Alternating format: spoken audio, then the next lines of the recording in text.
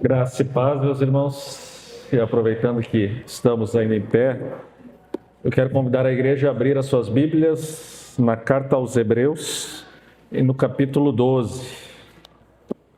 Faremos a leitura dos 13 primeiros versículos. Carta aos Hebreus, capítulo 12, versos 1 a 13. Se você estiver com sua Bíblia, pode acompanhar a leitura na Escritura. E se não estiver com ela, nós estamos projetando no projetor na mesma versão que eu farei a leitura agora, que é a versão Almeida, revista e atualizada.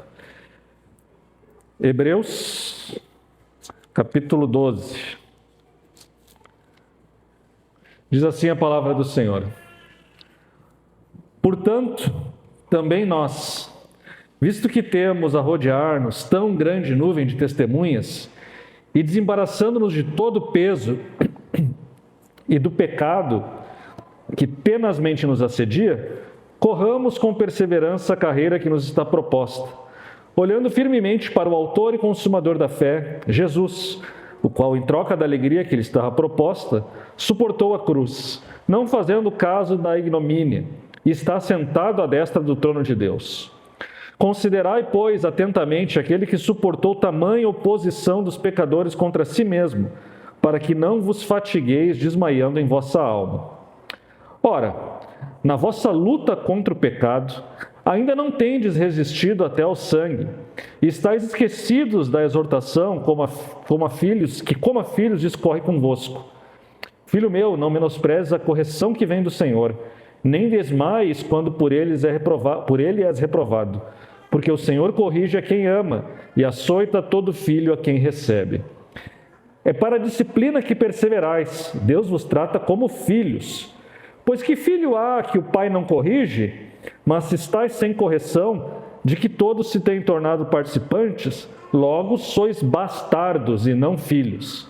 Além disso, tínhamos os nossos pais segundo a carne, que nos corrigiam e os respeitávamos. Não havemos então de estar em muito maior submissão ao Pai espiritual e então viveremos? Pois eles nos corrigiam por pouco tempo, segundo melhor lhes parecia.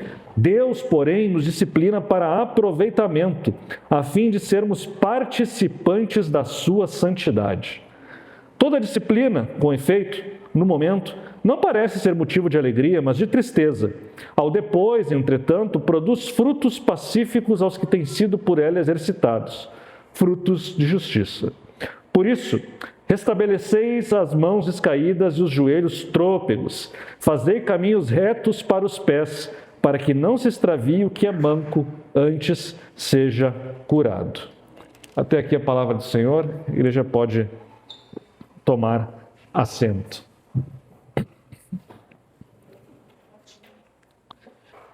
A Escritura, ela tem muitas metáforas e figuras de linguagem da vida cotidiana.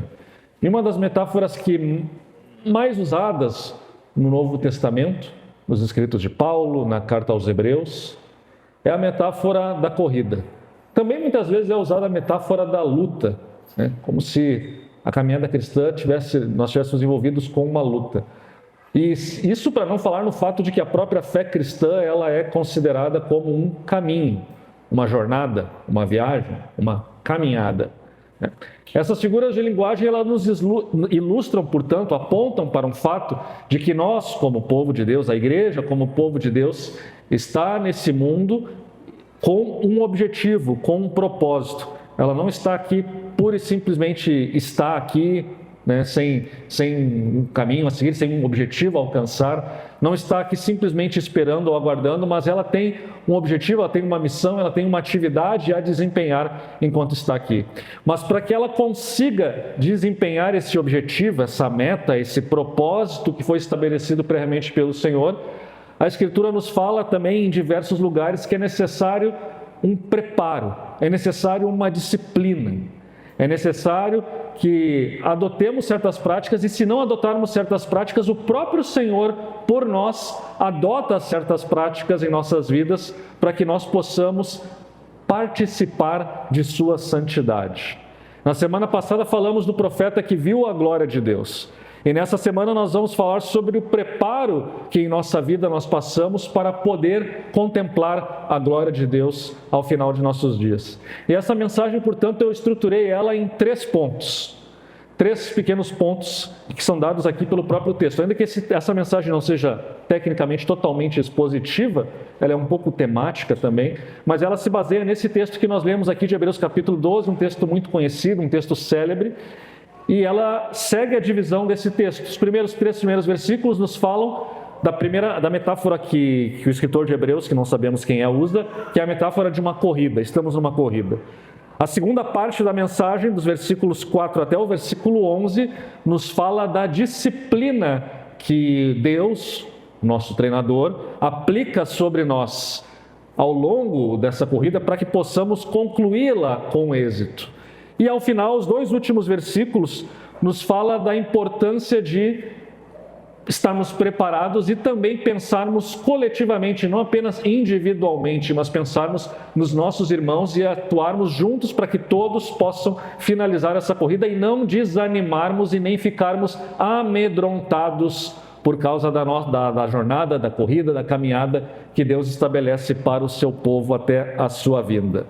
Então, vamos a esses 3 pontos. E o primeiro ponto, meus irmãos, vocês já ouviram mensagens aqui desse púlpito, inclusive baseadas nesse texto. No retiro, nós já falamos brevemente, já mencionamos esse texto, já falamos quando tivemos aquele retiro sobre exercita-te na piedade, falamos um pouco sobre a disciplina, falamos um pouco sobre corrida, né? Ilustramos com um exemplo sobre isso, e eu não vou me ater muito a esses 3 primeiros versículos, mas eles são o contexto necessário para entender o que vem depois, que é o ponto 2 e o ponto 3. Porque nós só vamos entender plenamente o ponto 2, que é do verso 4 em diante, se entendermos que essa disciplina está relacionada à atividade que Deus quer que nós exerçamos, que nós estamos exercendo, na verdade, nessa vida, no momento em que professamos a fé em Jesus Cristo. E o escritor de Hebreus nos diz, olha, entendam que vocês estão como se estivessem num estádio e vocês têm uma grande nuvem de testemunhas que estão vendo a corrida que vocês estão fazendo.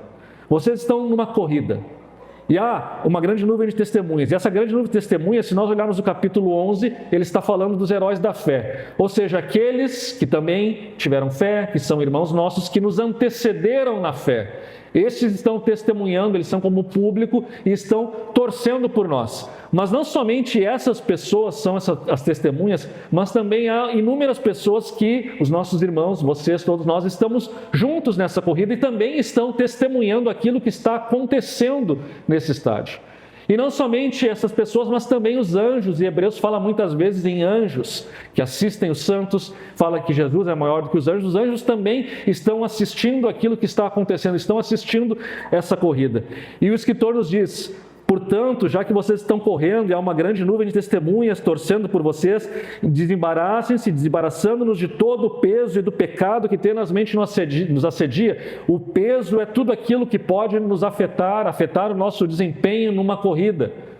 Eu carrego coisas, eu venho com muita roupa, eu venho com um monte de objetos, eu levo um celular muito grande, eu quero carregar uma mochila e aquilo dificulta o meu desempenho porque eu me canso mais rapidamente. O peso afeta o desempenho de quem corre. Mas ele vai além, ele diz que não só todo peso, mas também o pecado. Por que ele fala do peso e do pecado? São coisas diferentes? São as mesmas coisas? Na verdade, penso eu, e os comentaristas também pensam, quando ele fala em peso, ele está falando de coisas da nossa vida que às vezes podem até não ser pecado. O entretenimento, os compromissos sociais, às vezes o nosso trabalho, a nossa família, diversas coisas que em si não são pecados e até podem ser boas, mas às vezes elas se tornam um peso. Às vezes elas ocupam um espaço que não deveriam ocupar e às vezes elas cativam o nosso coração e nos afastam de Deus e, portanto, nos afastam do nosso objetivo final, da nossa meta que nós temos que alcançar. E aí elas acabam se tornando um problema no meio dessa corrida. É como quem corre, vocês sabem que eu, a Rocio, corremos, alguns irmãos aqui da congregação correm, e às vezes a gente corre, faz provas, ou está na orla, e tem lá, por exemplo, tem gente tirando foto, e as pessoas estão mais pensando na foto e esquecem do objetivo que é a corrida. E a foto em si não é errada, é bom, é bonito, é legal, todo mundo gosta de ter uma foto bonita, mas às vezes a pessoa foca só naquilo e esquece do que ela está fazendo, que é correr, e correr para um determinado objetivo. Assim é toda essa figura de linguagem que o escritor usa. Às vezes os pesos, eles nos afastam, nos fazem esquecer do nosso objetivo, da nossa meta que nós temos que alcançar. E por sua vez o pecado é algo mais grave, porque o pecado é o nosso maior inimigo. O pecado de fato é algo ruim, é algo que afeta tenazmente nosso desempenho e que por sua vez ele quer nos impedir de alcançar a nossa meta, nos impedir de chegar ao nosso objetivo final. Portanto, o autor diz: desembaraçem-se tanto do peso, aquilo que está atrapalhando, avaliem a vida de vocês e vejam aquilo que está fazendo vocês perderem o foco, perderem o desejo de chegar no objetivo final. E também o pecado, não deixem que o pecado venha, porque o pecado vai afastar vocês dessa chegada, vai afastar vocês dos objetivos. E corram com perseverança, ou seja, não desistam. A corrida da fé, a corrida cristã não é um tiro de 100 metros, mas é uma maratona, ou seja, uma corrida que tem que ser corrida com perseverança. Não importa a velocidade, não importa se vai ser o primeiro, não importa se vai ser o melhor, o que importa é chegar. E também não é que o que importa é competir, porque não é o que importa é competir, o que importa é chegar. Porque não adianta competir e não chegar, e a Bíblia é clara. Só competir e não chegar, corremos em vão. Precisamos chegar, precisamos cruzar a linha de chegada, precisamos alcançar a meta. Então corram com perseverança, porque se não perseverarmos nessa corrida, corremos em vão. E ao fazer isso, olhem para o objetivo final e tenham um exemplo em quem se inspirar. E o exemplo é quem? Jesus, o autor e consumador da nossa fé. Porque ele mesmo tinha em mente um objetivo, e o objetivo era redimir um povo para si, salvar um povo para si. E ele suportou tudo aquilo que fosse necessário para que eu e você pudéssemos ter acesso a ele e ter vida eterna com ele. Ele suportou a cruz, ele suportou o desprezo, suportou a vergonha, suportou a morte. Ele tinha um objetivo muito claro a alcançar, e ele foi, ele correu e ele venceu essa corrida por nós. Jesus é aquele que venceu a corrida de fato. E todos nós que corremos, estamos correndo atrás dele, tendo ele como modelo e como objetivo. E se chegarmos ao final, nós vamos ser salvos não por causa do nosso esforço, mas porque ele já venceu essa corrida por nós. Mas o fato é que nós temos que olhar para ele. Ao mesmo tempo que a Escritura diz que há uma nuvem de testemunhas e pessoas torcendo, e eu poderia pensar, eu estou olhando para o estádio está torcendo por mim, mas nós não podemos também deixar que o próprio estádio nos desvirtue da meta, e portanto, que nós devemos olhar em primeiro lugar. Sim, eu me motivo com os irmãos, com o estádio, mas em primeiro lugar eu olho para Jesus, que é o autor e consumador da fé, olho para o seu exemplo e sigo ele. Por isso o verso 3 diz: considerai, pois, atentamente aquele que suportou tamanha oposição dos pecadores contra si mesmo, para que não vos fatigueis desmaiando em vossa alma. E vejam que é clara aqui a alusão à corrida. Olhem para aquele exemplo, levem como motivação e sigam ele. Coloquem isso como objetivo, seguir pelo caminho dele, seguir os passos dele nessa corrida, e não desmaiem, ou seja, não se cansem, não desanimem nessa corrida, mas alcancem o objetivo final. Esse, portanto, é o primeiro ponto. Estamos em uma corrida em que não estamos competindo uns contra os outros. Ninguém aqui quer ser melhor, porque quem venceu é Jesus Cristo, ele já venceu. Aqui o nosso objetivo é simplesmente chegar no final. E já que o objetivo é chegar no final, nós não estamos competindo uns contra os outros, portanto, as pessoas que correm junto conosco nos apoiam. Os nossos irmãos de fé nos dão apoio, e quem corre sabe que correr junto com outra pessoa, correr com apoio, é algo que faz uma diferença muito grande para que a pessoa se sinta motivada, se sinta fortalecida e consiga alcançar o objetivo final. A Escritura é clara, portanto, em dizer que ninguém corre absolutamente sozinho, ainda que a corrida sou eu que tenho que fazer, e eu que tenho que me esforçar, e eu que tenho que chegar. Por um lado é individual, mas por outro lado nós não corremos sozinhos, corremos num grupo, seja com um grande nuvem de testemunhas, seja com aqueles que estão junto conosco, que estão nos apoiando nessa corrida. Falaremos mais sobre isso no último ponto da nossa mensagem. Mas o fato é que para que possamos chegar nessa corrida, nós precisamos e aqui está o ponto principal da nossa mensagem, que é os versos 4 até o verso 11. Precisamos da disciplina. Disciplina. O Senhor nos disciplina. O Senhor é como, aqui talvez poderíamos pensar o Senhor mais ou menos como uma espécie de treinador, e Ele nos disciplina. E a figura esportiva, por um certo momento aqui, aparentemente ela muda, né? Porque o escritor fala no verso 4, na vossa luta contra o pecado. Parece que ele está falando de luta, né? Como também a luta, no mundo antigo a luta era muito popular, também era um esporte popular que era assistido. Alguns acham que o escritor então está transitando entre essas metáforas, ora na corrida, ora na luta. Mas possivelmente também ele está falando de luta aqui também no sentido que aponta para a corrida, porque afinal quem corre também está lutando contra si mesmo, lutando contra o cansaço, lutando contra o desânimo, lutando contra a falta de perseverança. E o escritor de Hebreus volta a mencionar aqui o pecado, na vossa luta contra o pecado. É o pecado que nos assedia, é o pecado que tentamos derrubar, é o pecado que tenta nos impedir de alcançar o nosso objetivo e a nossa meta. É o pecado que diz, não, para de correr, para de sofrer nessa corrida e vamos aproveitar aqui, olha que ambiente legal, olha que bonito que é aqui onde nós estamos, vamos ficar por aqui mesmo. Mas o escritor de Hebreus diz, na nossa luta contra o pecado, está achando difícil? Vocês acham a vida de vocês difícil? Vocês acham que a caminhada cristã é difícil, que a jornada é difícil? Mas eu vou dizer para vocês uma coisa, vocês ainda não viram nada. É isso que diz o verso 4. Na vossa luta contra o pecado, ainda não tendes resistido até o sangue.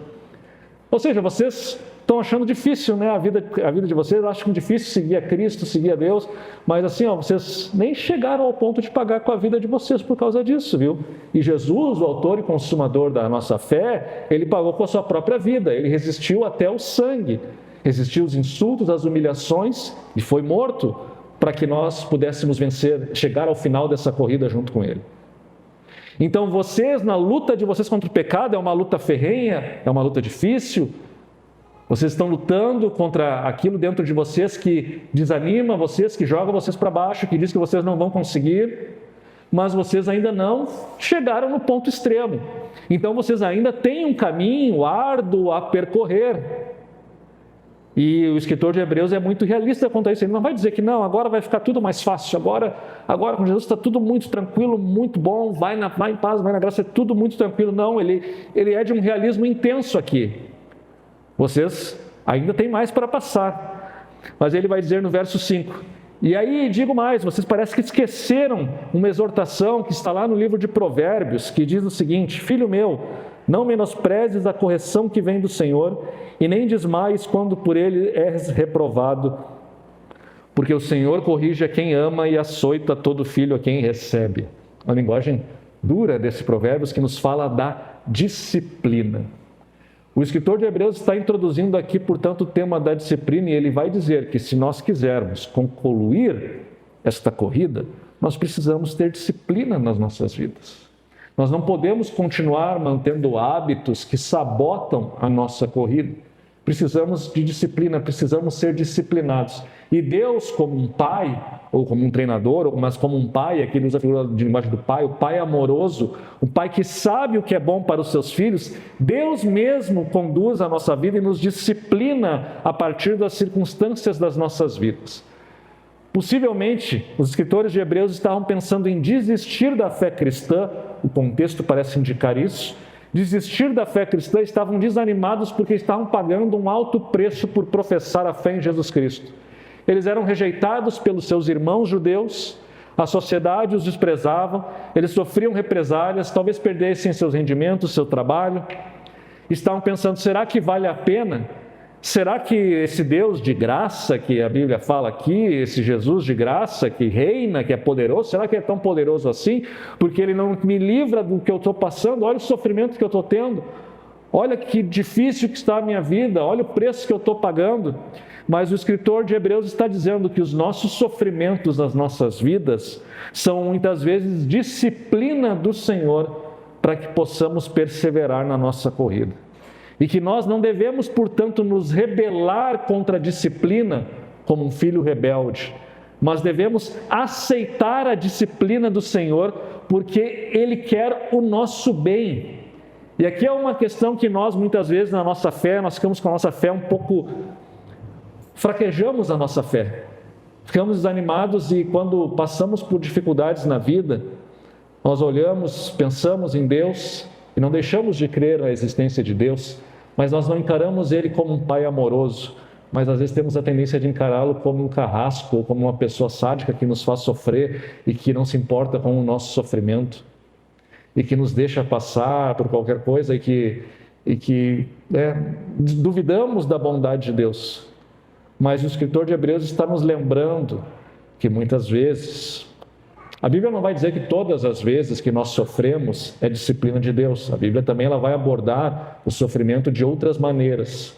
Mas ela vai dizer que muitas vezes, ela claramente diz isso aqui no livro de Hebreus, que muitas vezes o sofrimento é a disciplina que Deus está aplicando em nossa vida para que possamos ser corredores aprovados, para que possamos continuar essa corrida até o fim e não desanimarmos, para que os embaraços que vêm à nossa vida, o peso que muitas vezes nós carregamos seja eliminado, e o pecado que se opõe às nossas tentativas de chegar ao final da nossa corrida também seja derrotado.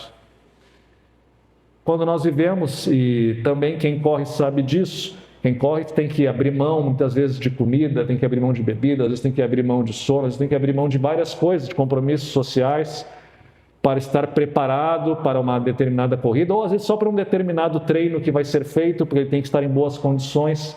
É uma disciplina que envolve renúncia, mas essa disciplina, e ninguém gosta dessa disciplina, não é algo legal, não é algo bom, mas ela acontece.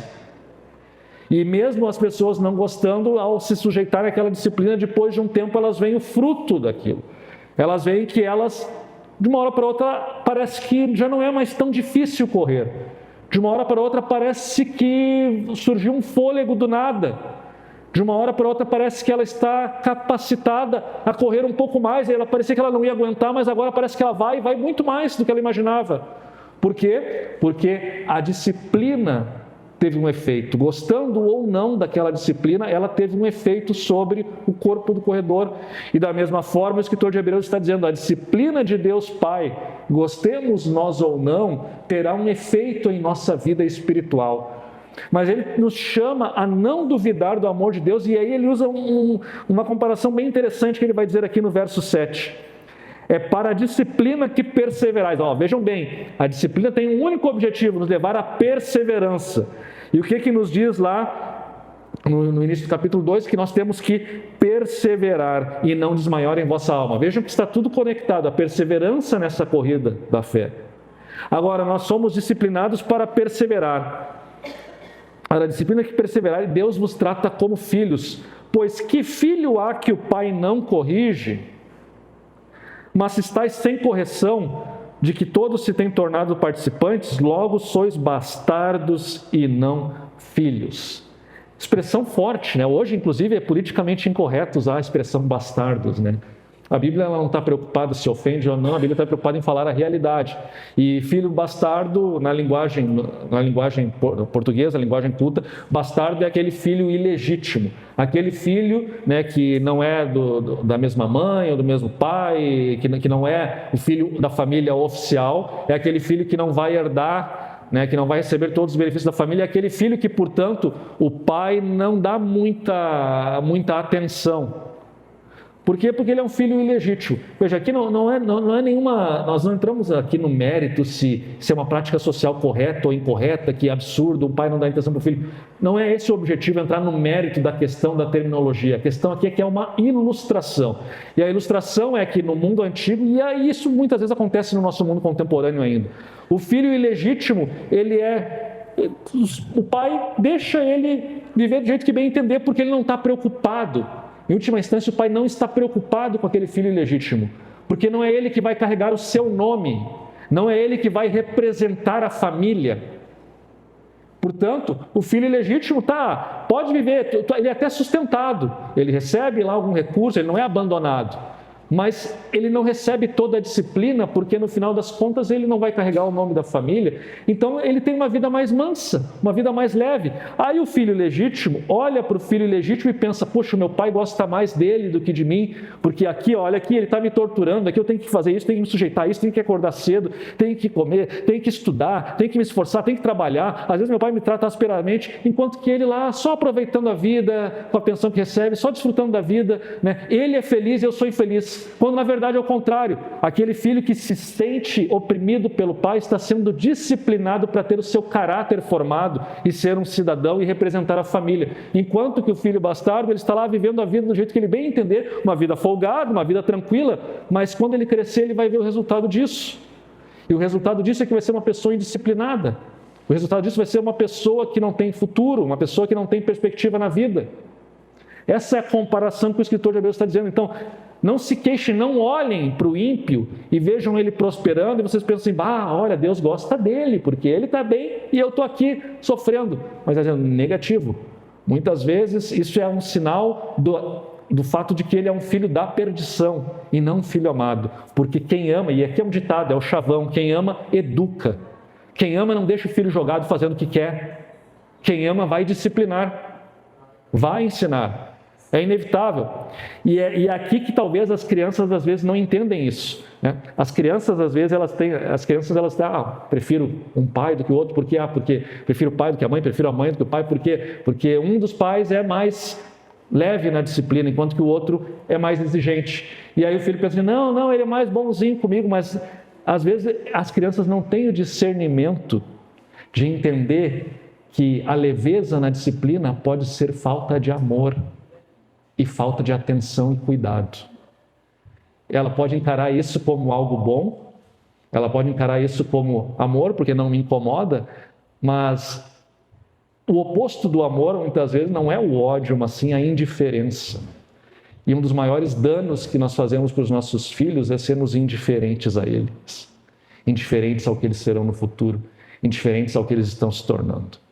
E o escritor de Hebreus nos lembra, vejam que é uma mensagem que serve tanto para os pais hoje como enquanto pais, mas ele quer, na verdade, que nós nos lembremos como filhos, que nós não sejamos crianças imaturas, que ficam reclamando da disciplina e que pensam que por serem disciplinadas não são amadas. E que procurem até uma outra pessoa que não discipline elas, um pai, alguma coisa que, ele que gosta de mim porque ele não me cobra, ele me dá tudo que eu quero. Mas, segundo a Escritura, o pai disciplina. Aqui é a figura do pai, porque o pai no mundo antigo era responsável pela disciplina. Os pais, em geral, pai e mãe, disciplinam, porque amam, eles disciplinam. Deus nos ama, Deus nos disciplina. Se Deus não nos amasse, Deus não nos disciplinaria. E nós faríamos o que bem entendêssemos. Esse é o raciocínio. Agora, porque somos amados, somos disciplinados. E as circunstâncias da vida estão sendo usadas por Deus para formar o nosso caráter, um caráter aprovado, para que venhamos a dar frutos, para que venhamos a crescer, para que possamos, ao final, concluir essa corrida, porque o filho bastardo e indisciplinado não vai concluir a corrida, porque no final das contas ele não é filho, mas nós, que somos os filhos legítimos, vamos sofrer essa disciplina, para que possamos chegar, e isso é para o nosso bem. O verso 9 ele vai dizer isso, tínhamos os nossos pais segundo a carne, que nos corrigiam e os respeitávamos. Achando bom ou não, os nossos pais nos corrigem e nós respeitamos isso. Mas agora o escritor de Hebreus diz assim, se nós respeitamos os nossos pais que nos corrigem, muito mais o nosso Pai Celestial. E assim ele diz, não havemos de estar em muito maior submissão ao Pai espiritual e então viveremos? Se respeitamos, e aí ele vai continuar e vai mostrar, porque vejam bem, nós nos sujeitamos aos nossos pais segundo a carne, só que os nossos pais segundo a carne são seres humanos como nós, eles falham, eles erram, eles se excedem, eles são também egoístas em muitos momentos da sua vida, eles também muitas vezes pensam mais neles do que nos filhos. Ninguém aqui pode dizer, não, eu sou totalmente altruísta, eu somente penso no bem dos meus filhos, somente penso no bem dos outros. Mentira! Todos nós também temos dentro de nós nossos interesses e muitas vezes, portanto, na disciplina nos excedemos, e é o que nos diz o verso 10. Eles nos corrigiam por pouco tempo, segundo melhor lhe parecia. Deus, porém, nos disciplina para aproveitamento, a fim de sermos participantes da sua santidade. Os nossos pais terrenos nos corrigem como parece melhor para eles, e eles às vezes vão errar. Só que nós temos um Pai celestial que não erra, que não se excede, que não é egoísta, que não é injusto, que não pode cometer um deslize e acabar nos disciplinando mais do que deveria, e também não vai cometer um deslize de nos deixar sem disciplina para que sejamos sempre eternamente imaturos e irresponsáveis. Não, nós temos um Pai que nos disciplina na justa medida.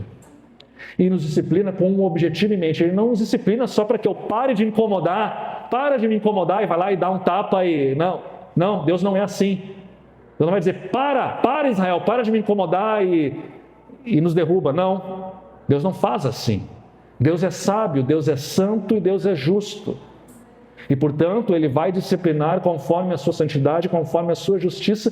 E por quê? Porque Ele quer que nós... E aqui uma frase-chave nesse trecho. A fim de sermos participantes da sua santidade. Deus quer que participemos da sua glória, meus irmãos. Toda disciplina, se tem aqui a figura de linguagem da corrida, tá legal, mas em última instância não é simplesmente sobre chegar no ponto de chegada.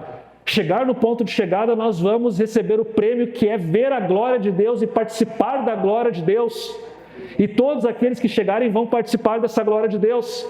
Assim como todo mundo que participa dessas corridas de rua, que nem eu e a Rocio participamos, chegamos lá e ganhamos uma medalha. Não importa o tempo que levou, o fato é que tu chegou e ganhou uma medalha. Mas é só uma medalhinha. Aqui nessa corrida da fé, se nós chegarmos, nós vamos participar da santidade de Deus. Participar da glória, aquela glória que nós falamos aqui na semana passada, que Isaías viu, Isaías capítulo 6, ele viu o Senhor assentado num alto sublime trono e a sua glória enchia todo o templo. É dessa glória que nós vamos não só ver e contemplar, obrigado. Não somente ver ou contemplar, mas vamos participar dessa glória. A disciplina tem esse objetivo, a disciplina vai no dia a dia, nos tornando cada vez mais semelhantes a Jesus Cristo, nos tornando semelhantes a Deus, nos preparando para sermos aquilo que nós somos, mas que por causa do pecado está apagado em nós. Mas Deus está nos tornando, para que venhamos a voltar a ser... Tem uma música do Projeto Solo que fala, Ele me levar de volta a ser o que eu nunca fui. Mas é exatamente isso que Deus está fazendo conosco na disciplina. Ele está nos levando de volta a ser aquilo que nós nunca fomos, ou seja, perfeitos e gloriosos. Fomos criados para ser assim por causa do pecado, já nascemos em pecado, portanto, com essa glória e santidade desvirtuada, mas agora Deus está nos levando a ser aquilo que nós nunca fomos e aquilo que nós fomos criados para ser. Participantes da sua glória, participantes da sua santidade. E é por isso, nós não vamos ler, porque o tempo não nos permite, não vamos pregar sobre isso, mas o versículo seguinte, que é o versículo 14, o escritor de Hebreus vai dizer, segui a paz com todos e a santificação, sem a qual ninguém verá o Senhor. A santidade, esse crescimento em santidade é algo que, por um lado, Jesus Cristo nos torna santos quando cremos nele, mas por outro lado, ele vai usando as circunstâncias da vida para que nós possamos crescer em santidade e ver a santidade de Deus e ver a glória de Deus, tanto quanto o profeta Isaías viu. E podemos vê-la porque Jesus Cristo nos torna isso possível. Mas a disciplina, portanto, vai nos tornar participantes de santidade. E o verso 11 vai dizer, toda disciplina com efeito, no momento, não parece ser motivo de alegria, e de fato, parece algo ruim. Alguém aqui gosta de deixar de comer o que gosta para poder ter um desempenho melhor, para poder caminhar, para poder ter saúde? Alguém gosta de deixar de comer? Não posso comer gordura, então não vou comer churrasco. Alguém gosta disso? Claro que não. Alguém gosta de, às vezes, ter que fazer um esforço físico intenso? Não gosta. Alguém gosta de acordar cedo, precisa acordar cedo, eu queria ficar dormindo, mas tem que acordar. Alguém gosta disso? Muitas vezes a disciplina ela não tem prazer nenhum, nós não gostamos da disciplina. E toda a disciplina, fala o escritor de Hebreus, com efeito no momento não parece. Ela não parece ser motivo de alegria, mas de tristeza. Ao depois, entretanto, produz frutos pacíficos aos que têm sido por ela exercitados. Novamente, palavra aqui no grego, ginásio, né? De ginástica, exercício. Aqueles que são exercitados na disciplina produzem frutos, fruto de justiça. A disciplina de Deus em nossa vida tem por objetivo fazer com que produzamos frutos, frutos de justiça. Frutos que, portanto, agradam a Deus, que glorificam a Deus e que vão nos fortalecer em meio a essa corrida que nós estamos fazendo. Precisamos, portanto, da disciplina do Senhor. E aqui é um ponto importante. Não sei, eu imagino que vocês talvez já tenham feito essa oração, se não fizeram, pelo menos vocês pensaram ela, né? Mas desde que eu estudo a Bíblia, eu compreendi certas coisas e sempre me foi claro na Escritura que Deus disciplina o seu povo, o povo a quem Ele ama. Ele disciplinou Israel, Ele disciplinou a igreja e Ele vai disciplinando a igreja ao longo da história. Nós vemos muitos servos de Deus que passam por momentos difíceis na vida e depois percebem que essa foi uma disciplina do Senhor. Mas a oração que eu sempre fazia para Deus, e às vezes faço ainda, né, pode parecer meio estranho, mas eu digo para Deus: Deus, me disciplina para que eu...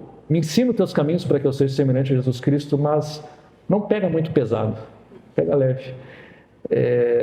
A verdade, motiva o meu coração para que eu voluntariamente me discipline e não precise sofrer aquela disciplina dura.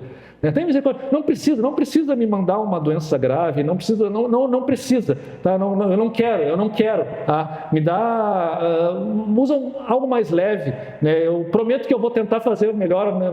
mas olha para mim com misericórdia, tem um pouco de paciência, espera um pouquinho, mas não usa, né, circunstâncias tão ruins na minha vida. Vocês já fizeram essa oração, admitam que vocês já fizeram, ou que fazem essa oração, e acho que é natural que nós façamos essa oração. Nós não queremos suportar uma disciplina extrema. E nós queremos, inclusive, nós mesmos fazermos a nossa parte, nosso papel, nos ajudar na disciplina, para que Deus não precise atuar tão fortemente, né? Queremos aceitar rapidamente e prontamente a disciplina do Senhor, para que possamos produzir os frutos de uma maneira mais eficaz, sem precisar que Ele vá tão a fundo na disciplina. Mas a verdade é que Deus usa as circunstâncias da nossa vida e ninguém é igual a ninguém, todos somos diferentes. Cada um vai ter a disciplina exercitada na sua vida, portanto, de uma forma diferente. E nós não devemos ficar assim, olhando e imaginando como eu sou mais ou menos amado. Ninguém é igual a ninguém, essa é a verdade. O igualitarismo extremo, que às vezes é propagado como ideologia, é uma grande mentira. Nós nascemos diferentes, somos diferentes. Deus nos trata com justiça, com imparcialidade, sim, e nesse sentido somos todos iguais. Mas cada ser humano é diferente e cada ser humano vai ser, de acordo com a sabedoria de Deus, tratado de uma maneira diferente. Ao invés de olharmos com inveja dos nossos irmãos, devemos olhar com alegria na caminhada juntos para alcançarmos o nosso objetivo final. E aqui eu entro no terceiro e último ponto, que é mais breve. Verso 12 e 13. Por isso, restabelecei as mãos descaídas e os joelhos trôpegos. Fazei caminhos retos para os pés, para que não se extravie o que é manco, antes seja curado. Este último ponto o escritor está nos lembrando para que nós sejamos fortes e não venhamos a desistir ou desanimar em meio à nossa corrida. Mas ele fala para todo o povo de Deus atuar aqui de uma maneira coletiva, ajudando uns aos outros. Por isso ele diz: restabelecei as mãos descaídas e os joelhos trôpegos. Essa expressão ela aparece em Isaías e em outras passagens do Antigo Testamento. É uma alusão a passagens do Antigo Testamento que nos falam do povo de Deus desanimado com o que está acontecendo e já sem força para voltar para a terra prometida e reconstruir a cidade, o templo. E Deus diz então que vai restabelecer as mãos descaídas. A mão descaída é uma expressão de quem já não tem mais disposição para trabalhar, está desanimado. Joelhos trôpegos fala um pouco também do medo. A pessoa está desencorajada e com medo de seguir adiante. Ela já não tem mais nem coragem, nem vontade. Está desanimada, está numa espécie de depressão espiritual e não tem força e não tem ânimo para seguir. E aí o verso 13 vai dizer: fazei caminhos retos para os pés. Ou seja, procurem, vocês que estão correndo, procurem facilitar a vida daqueles que estão com dificuldade, estão desanimados. Façam caminhos retos. Não pegue aquele caminho que tem uma subida. Não pegue aquele caminho de trilha. Não, aqui lá vocês vão ter alguns irmãos de vocês que são, aqui ele usa o manco, outras versões vão dizer o coxo. É a pessoa que está com alguma dificuldade de mobilidade, ela não vai conseguir trilhar aquele caminho difícil. Então vamos procurar ajudar essa pessoa que tem dificuldade na corrida, para que todos, inclusive o manco, possa continuar a corrida, ser curado nesse processo e também chegar ao final da corrida da fé. Ajudem-se, portanto, uns aos outros. Atuem como povo de Deus. Lembrem-se, vocês estão correndo juntos, vocês não estão competindo. Vocês simplesmente querem chegar na chegada juntos. Então ajudem no caminho, motivem os desanimados. Procurem ver aqueles que têm dificuldade para correr. procurem saber o que está acontecendo, procurem saber o que vocês podem ajudar, procurem atuar como um grupo. Um grupo, vocês são um grupo, vocês não são simplesmente indivíduos correndo, vocês são um grupo que está correndo. Ontem mesmo, eu estive participando de uma corrida que era um revezamento, um octeto. É uma ilustração muito interessante, porque nós fazemos a nossa parte, mas estamos correndo juntos e queremos, e cada um corre conforme a sua capacidade. Uns correm no trecho mais difícil, outros correm no trecho mais fácil, conforme está treinado, disciplinado, enfim. Mas queremos, todos se ajudam mutuamente, todos estão torcendo uns pelos outros para que cheguemos no final. E a chegada, ainda que um faça o trajeto final, no final todos chegam juntos, porque é a vitória de todos. Ninguém quer ser o melhor, ninguém quer ser o mais rápido, mas nós queremos todos juntos chegar juntos. E, portanto, nós nos ajudamos mutuamente, escolhemos os caminhos melhores para cada um. E é assim na vida cristã. Nós estamos colaborando uns com os outros. E nós estamos nos alegrando nas alegrias dos nossos irmãos, estamos chorando nas tristezas dos nossos irmãos. É aqui que muitas vezes o povo de Deus falha, mas a disciplina de Deus ela é muito mais fácil de ser suportada e carregada quando estamos juntos, como igreja e como povo de Deus. E eu encerro essa mensagem, portanto, com 3 breves aplicações a respeito de tudo o que nós falamos aqui nesta manhã. E em primeiro lugar, a primeira aplicação é a que eu acabei de fazer aqui, na verdade.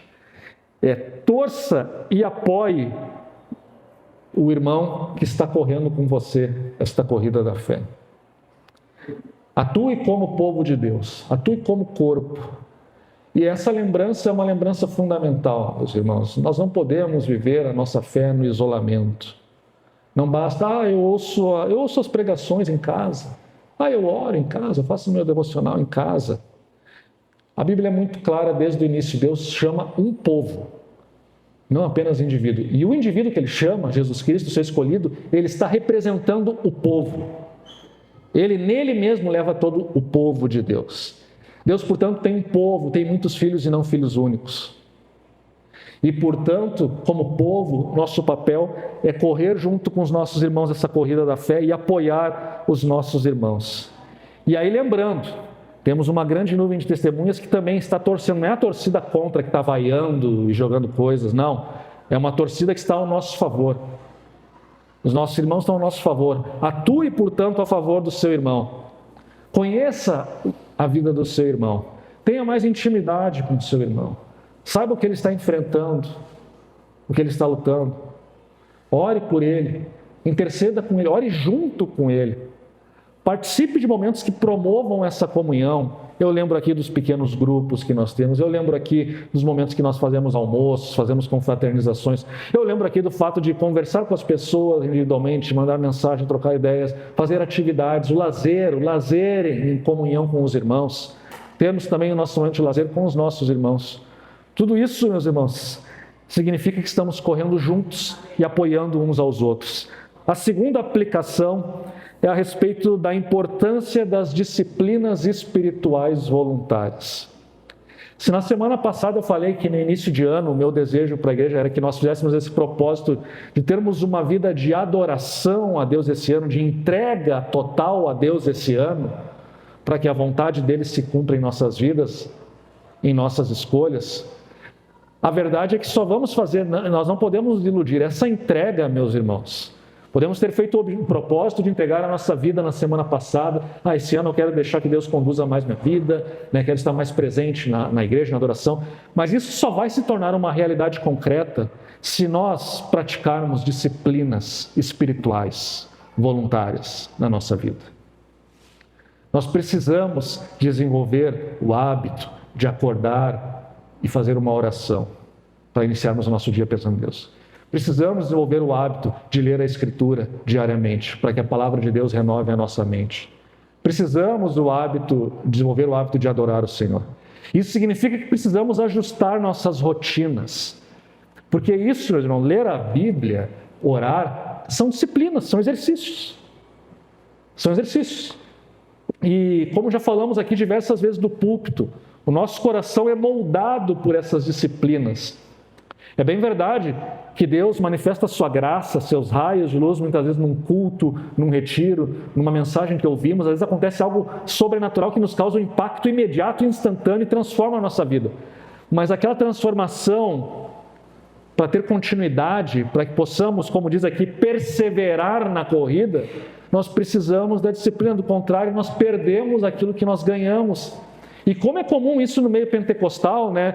Somos impactados com uma verdade gloriosa, Deus fala conosco, transforma, as pessoas abandonam vícios, abandonam pecados, é tudo muito glorioso.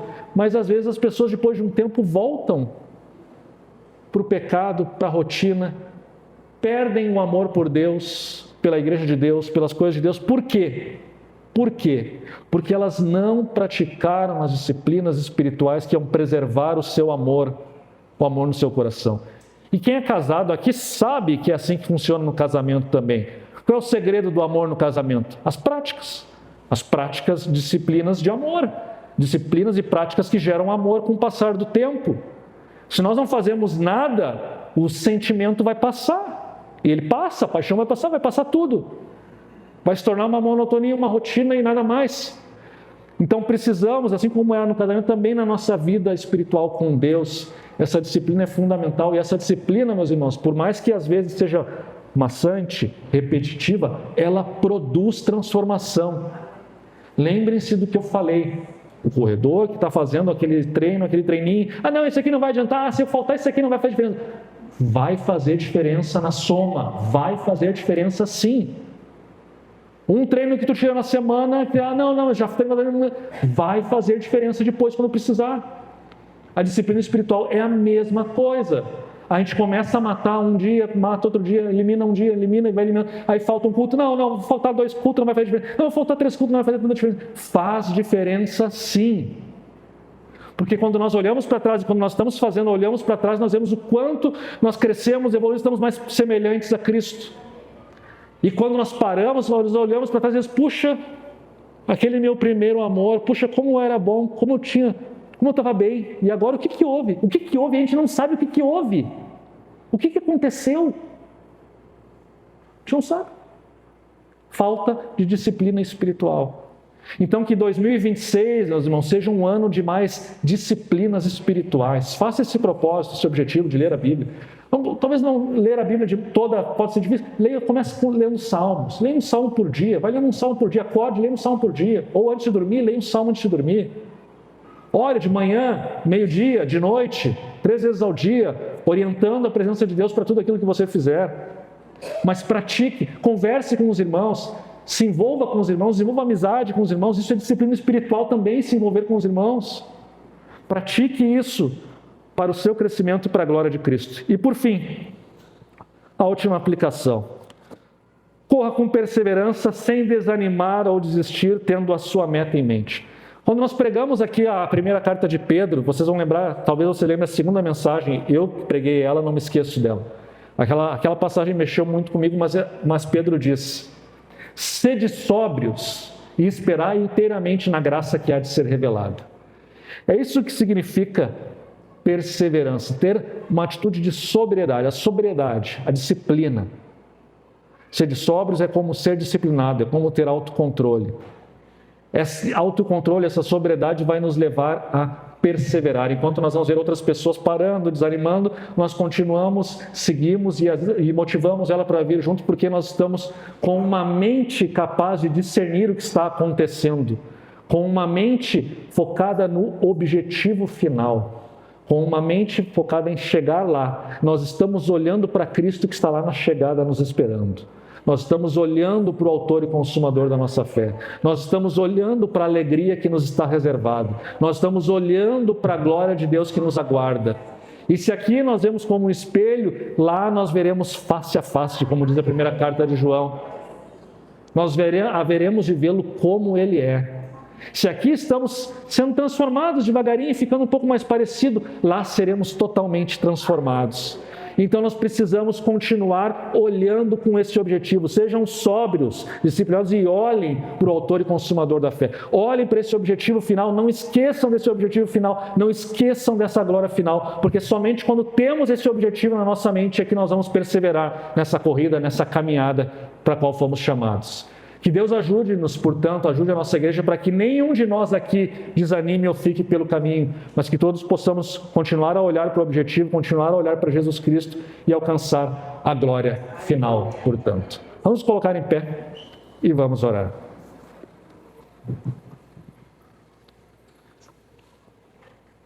Deus eterno, louvado seja o teu nome, Senhor, pela tua palavra, pela tua salvação. A tua salvação que aquece os nossos corações, o teu amor que aquece os nossos corações. A tua disciplina que também nos ensina e nos instrui no caminho que devemos seguir para que possamos ser participantes da tua santidade, da tua justiça, da tua glória na tua vinda. E Pai, nós sabemos, Senhor, há muitos irmãos aqui que passam por provas, por lutas, por dificuldades e talvez possam estar desanimados também na sua corrida da fé. Podem estar até talvez duvidando do teu amor, mas como a tua palavra nos ensina, Senhor, tu nos ama e tu nos instrui, e tu vai usar todas as circunstâncias para nos tornar mais semelhantes a ti. E eu oro, Senhor, para que tu console esses irmãos, para que tu anime a fé dos irmãos desanimados, para que tu os capacite, para que tu os encha com o Santo Espírito, Senhor, e reavive a sua fé. E também dê força nas suas lutas, para que eles também possam vencer essas lutas e possam cada vez mais serem semelhantes ao teu Filho Jesus. E aqueles, Senhor, que estão animados, continuam correndo essa corrida da fé com alegria, com perseverança, que tu possa fortalecer mais e mais, Senhor, para que eles não venham a descair do seu ânimo, não venham, Senhor, a fraquejar, não venham a desanimar, não venham a olhar para trás e talvez desejar voltar. Não, Senhor, mas que tu, com o teu Espírito, possa nos conduzir, nos fortalecer e nos encaminhar até o grande dia, Senhor, até a chegada no grande dia, quando veremos a Cristo face a face e seremos por Ele transformados. É em nome de teu Filho Jesus que nós oramos. Amém.